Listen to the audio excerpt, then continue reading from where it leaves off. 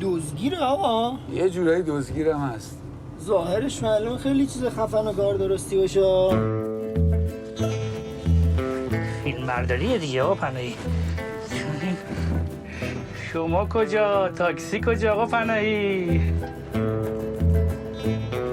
تو چرا سوار این شدی اومدی دنبالم؟ اون دنبال من به همه بچه‌ها هست افتادم دارم کارگردان تو با این میای دنبالم.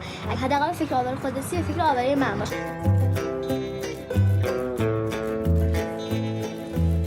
اگه تندتر بری حتما میرسی. ایشالله میرسی. وای تو رو خدا. تو رو خدا آقا. تو رو خدا. زود باشید داره میمیره. دست من نکه آقا بخوام وصیت کنم. بهش چیز نمیرسه. قطعا تا مخدمونه بهش میدم. زنده مونه. بیشتر ترسیده بود. خودم دیدم حالش خیلی بد بود.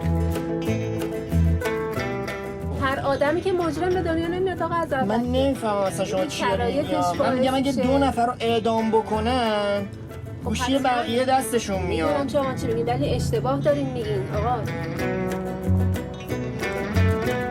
اینجا رو واسه آدم زندون میکنن. نزدیکترین دوستاتو بدترین دشمنات میکنن. به نظرم بیخیالش شد.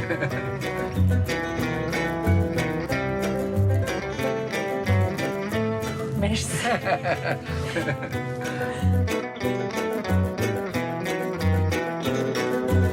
این هم راه رو بلده هم زودتر میره. بفرمایید.